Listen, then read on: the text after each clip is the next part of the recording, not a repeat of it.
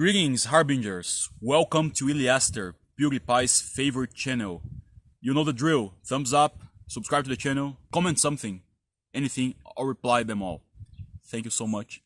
Let's go to the video. Impermanent Resonance. The Evanescence of a silver cord. What the heck does that mean?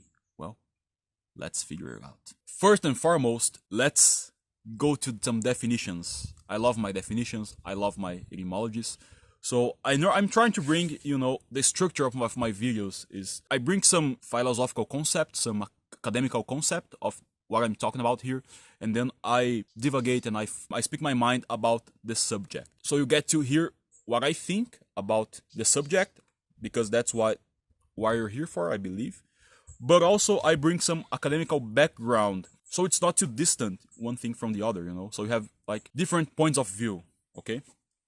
That would be more appropriate, I believe. What is impermanent and what is resonance? Well, let's start with resonance. In its simplest form is the amplification of a response when an object or system is exposed to a certain frequency. Imagine a tuning fork vibrating when struck. That's resonance. What about impermanence? Impermanence or impermanent signifies that something is transient, not lasting forever. When combined with resonance, we get a profound concept, the idea that these powerful moments of connection and amplification are fleeting. What about the silver cord? The silver cord is a metaphorical term used in various spiritual and philosophical contexts. It's often described as a link between the physical and the spiritual, the temporal and the eternal. The silver cord is a reference I took from the book of Ecclesiastes, chapter 12, which I will talk a little bit about in this video as well. So, overall, what is impermanent resonance? To give an example and to put in a way that makes sense, it's all those things that we are truly connected with for a specific time frame. It's mindfulness in its most purest form, because it will disappear, it will fade. Evanescent, it's something that's fading quickly, something that's disappearing, that's evanescent. And it's also a great band from the amazing Emily. I love the band Evanescence, by the way. So it's the pleasures of life and the displeasures, but you are connected with that moment. So let's talk about pleasure. I think I gave this example in the channel. Imagine that you are dancing with this beautiful, amazing woman, and suddenly you yourself become aware of that moment. That like, this is so great. I'd like it to last forever because it's so damn great. I am truly in all of my presence, living this moment and enjoying this moment with this amazing person. That's impermanent resonance, because you're resonating with that person or with that situation, with that moment, but it's also impermanent. It's not gonna last forever. So you try to crave those feelings. Those feelings you are feeling is great, but it's what it is.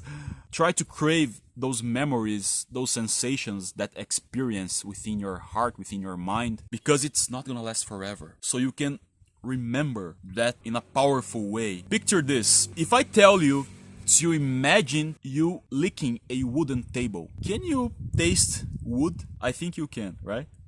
Tell me in the comments. That's the post-impermanent resonance result. So try this experience. Try licking a wooden table. Make sure it's hygienized, of course. And then try to remember the feeling. You kind of remember the taste, Same with like a margarita pizza, for example, or whatever. Make this experience. Do the impermanent resonance thing, connect with that moment, and then try to remember it afterwards. Because life kind of forces us to do things in the automatic, so people don't enjoy stuff anymore. You are served an amazing meal, and you're there eating that delicious food, years to craft, to perfect on it, and you are there like eating, let's say like a bolognese pesto, delicious. And you are there using your cell phone, watching TV or whatever, and you're not feeling the taste of that food, the taste of the tomatoes, the taste of the ground beef, the taste of the pasta, the sprinkled cheese. You're not tasting that anymore. You're just like eating automatically. So let's make those simple moments enjoyable again, because there lies the very paragon we're looking for.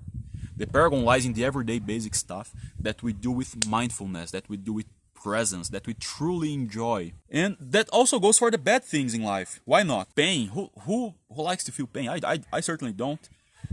But it's also part of the experience. If you are in pain, it doesn't need to be just like physical pain. It could be all sorts of pains. But if you put your mind and your experience and your heart in that bad moment, I believe you can grow stronger and find the strength to overcome that. Because you always remember what's that like, and that might help you, give you the tools and the experience to overcome and to avoid that from happening again, or get yourself prevented, like vaccinated against some of those things. Not everything is inevitable, but I think you can help yourself on that way.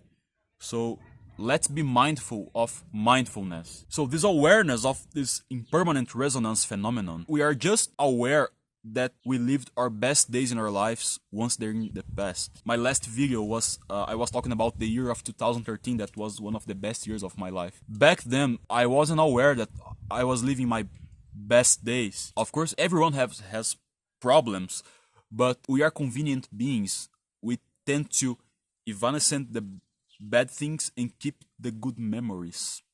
So I have great memories of that year, but I also had my problems. But I kind of don't remember them back in the day, because I remember more the good stuff. That was a time that we weren't so accelerated, so the little things were more enjoyable. Again, be mindful and avoid do things in the automatic, like be present in the little things. Another thing that resonates with me in this impermanent resonance thing is when I'm at the gym, especially in the leg day. Today I trained leg. So it's extremely painful, doing the hack squat, just like free squat, It's extremely painful, but I remember the pain and I can push myself further. So it's extremely painful, but it's doable. And once I finish it, I feel like satisfied, because I had to be present. I had to be there thinking about the balance, about the strength I have to put on my legs to complete the exercise and to keep balance. Otherwise I can get hurt. So there's no other way other than be mindful of what you're doing on that exercise, right? So that's another example of impermanent resonance in practical life that actually has a material outcome, which is like the results you're getting from going to the gym, for example. So those feelings, let's talk about the good stuff. And you can make the reverse thought and imply the bad stuff here in my final dissertation here about this subject. So those moments of pleasure, we all at some point get to a mindfulness state of this impermanent resonance towards the good stuff. You're eating your favorite food, you're in the company of the person you love to be around, you're watching your band's favorite show, just, earthly examples here. But the very wish of ours wanting those things to last forever traces us back to the silver cord. Once the silver cord is broke, there is no more life, there is no more resonance, there is but nothingness. So what if the very thing that we seek is not the impermanent silver cord, but the permanent gold cord, if you will? I wonder if there is a way that we can achieve a full state of pleasure and well-being, evolving from this impermanent silver cord into a permanent, not evanescent, gold cord, because gold is lasting. That is what, for example, religions offer for us mortals, that, after death, you may go to a place, call it paradise or whatever, in which you relish pleasure for eternity. From the human perspective, it's impossible to materialize that in our minds, because it's all impermanent. We are limited in time, space, and matter. But the wishful thinking from a mortal perspective might be the key to believe that, in fact, such a state can be achieved in the afterlife. I like to keep this connection between the material and the immaterial, the physical and the spiritual. That gives me hope and peacefulness that there is indeed something better than this. And this life can be good, We all have our troubles, our problems, but overall, we've made tremendous progress, especially from the past 200 years. So we have lots of abundance today. So I think the majority of people's life is kind of good, I think.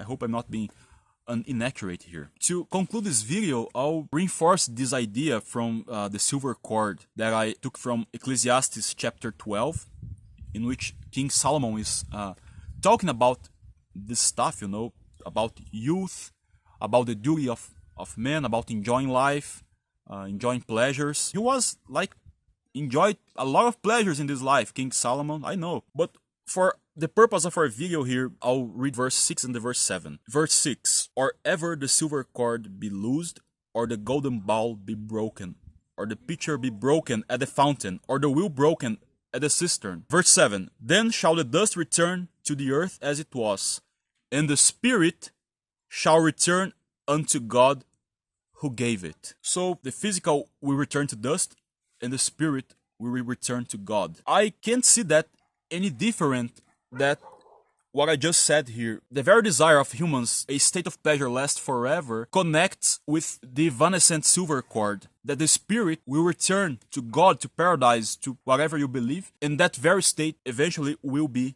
achieved. Impermanent resonance, the evanescent of a silver cord, is to become eternal resonance, the everlasting golden cord. Why not? So I traveled a lot here, I divagated a lot. Tell me, what do you think? I'd love to hear your thoughts on that. Thank you so much. See you on the next video. And if there's any subject you'd like me to talk about, leave it in the comments. I'd love to hear your feedback. El Psy Conclu.